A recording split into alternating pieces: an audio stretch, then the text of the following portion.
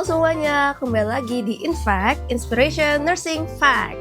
Dan bersama saya hari ini Angeline yang akan menemani Sobat Group Fact di episode kali ini. Dan seperti biasa, kita akan membahas topik kesehatan yang benar-benar dekat banget sama kehidupan sehari-hari kita. Nah, pas banget nih, episode kali ini kita akan bahas salah satu masalah kesehatan yang sering banget dianggap hanya menyerang orang tua saja. Padahal, itu bisa juga loh dialami sejak anak muda, yaitu osteoporosis dini.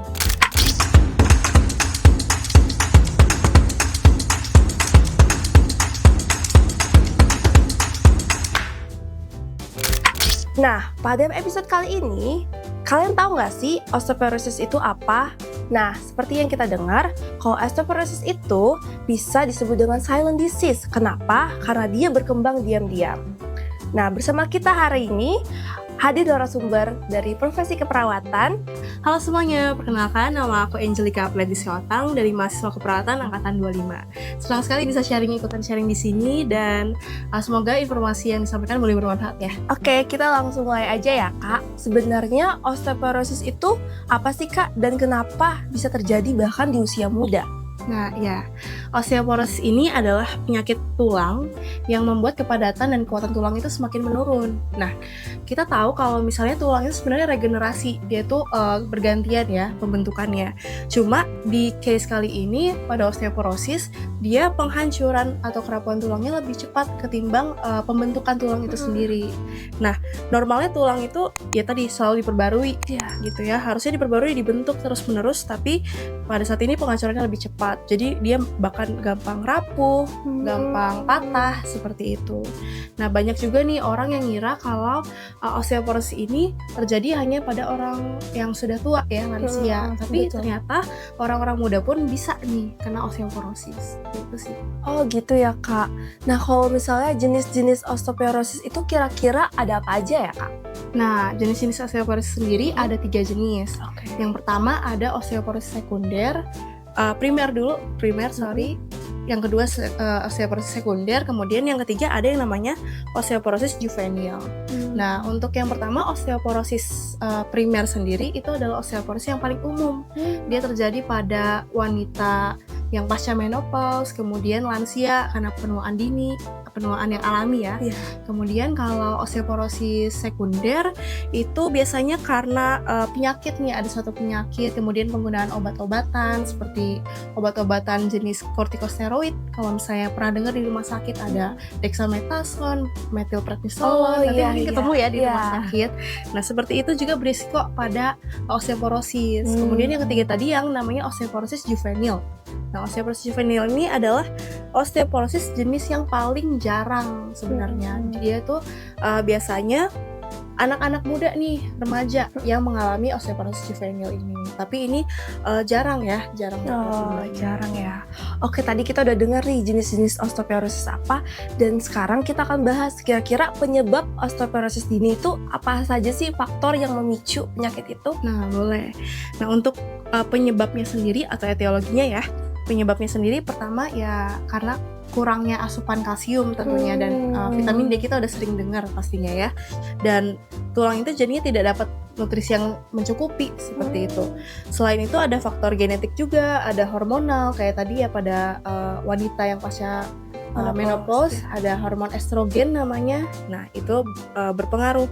Kemudian misalnya riwayat keluarga, riwayat penyakit kayak penyakit DM juga bisa memicu osteoporosis. Nah, penggunaan obat-obat kayak tadi kortikosteroid dalam jangka panjang juga mempengaruhi. Kemudian berat badan yang terlalu rendah atau terlalu besar ya bisa juga mempengaruhi, menjadi faktor resiko dari osteoporosis ini. Wah, ternyata faktor resiko penyebabnya itu relate banget ya sama kehidupan sehari-hari kita. Nah, kalau gitu kira-kira gejalanya tuh bagaimana Kak? Kira-kira nanti orang yang terkena osteoporosis ini apa sih yang dirasakan awal-awal gitu? Nah, tadi di awal sempat dibilang ya kalau misalnya osteoporosis ini adalah silent disease. Silent disease. Nah, jadi emang nggak kerasa di awal. Nah, dia tuh ya berkembangnya diam-diam, tapi beberapa tanda yang bisa diperhatikan seperti nyeri tulang ringan yang berulang-ulang. Jadi bukan hanya sekali 2 kali, tapi dia berulang terus-menerus. Nah, kemudian tinggi badan yang mulai berkurang, mulai menyusut. Yang tadinya mungkin 165 terus menyusut jadi 163, itu bisa aja terjadi menjadi gejalanya. Kemudian ada postur tubuh yang membungkuk, mungkin kita sering lihat ya sama orang-orang yang udah sepuh gitu ya. Mereka membungkuk itu ya udah pasti ada di situ faktor resikonya. Kemudian tulang yang mudah cedera walaupun aktivitasnya ringan, misalnya hanya ngangkat tas atau beras 5 kilo deh, terus udah ada yang rapuh atau retak atau sakit. Nah itu kayak gitu-gitu sih mungkin gejala-gejala. Gitu ya Kak. Oke, selanjutnya kita mau bahas nih kira-kira perbedaan osteoporosis dan osteopenia itu apa sih Kak? Boleh dijelaskan singkat mungkin perbedaan keduanya? Boleh banget. Jadi ada 2 istilah ya, tadi osteoporosis ya kita udah sering dengar, tapi ini ada istilah yang namanya osteopenia. Nah, osteopenia sendiri itu tahap awal. Nah, osteoporosis tahap lanjut. Jadi di osteopenia ini kepadatan tulangnya tuh mulai berkurang, tapi masih bisa dicegah gitu ya. Kalau di osteoporosis itu kayak kronisnya, jadi udah nggak bisa dicegah lagi, udah gampang retak, gampang rapuh, semuanya gitu. Kalau secara singkatnya. Oh gitu ya. Jadi teman-teman nih boleh aware banget nih kalau misalnya udah ada seperti faktor ataupun gejala yang udah disebutin Kakak tadi, itu namanya osteopenia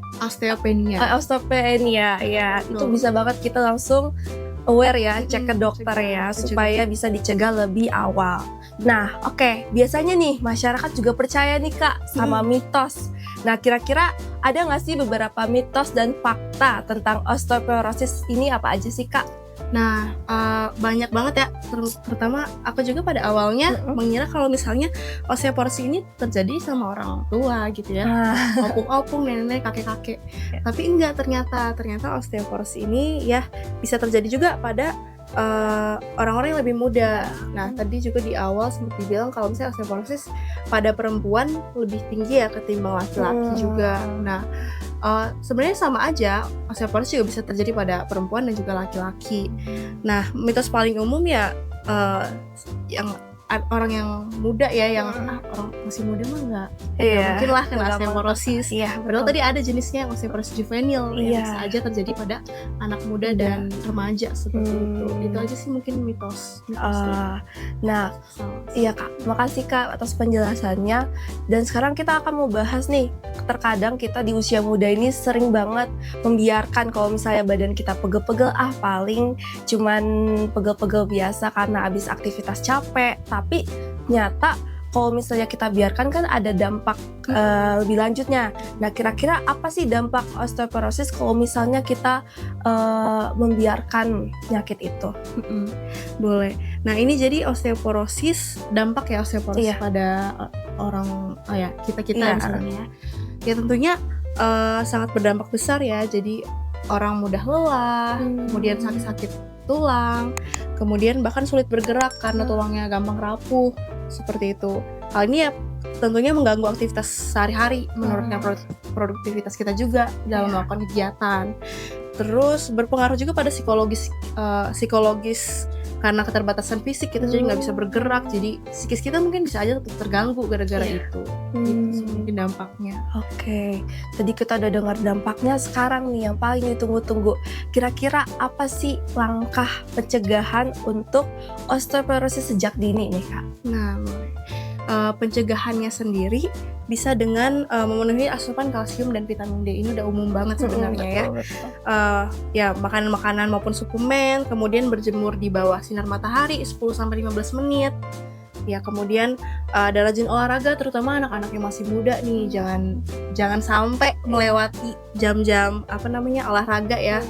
Harus ada punya waktu luang tentunya untuk berolahraga seperti itu. Kemudian ya menjaga berat badan tetap ideal tadi ya, nggak boleh yang terlalu kurus, nggak boleh juga terlalu gemuk. Kalau terlalu kurus tadi ya bisa berpengaruh sama tulang karena nggak ada asupan mineral untuk si tulang. Jadi ya postur tubuh nggak boleh terlalu berat, nggak boleh juga terlalu kurus.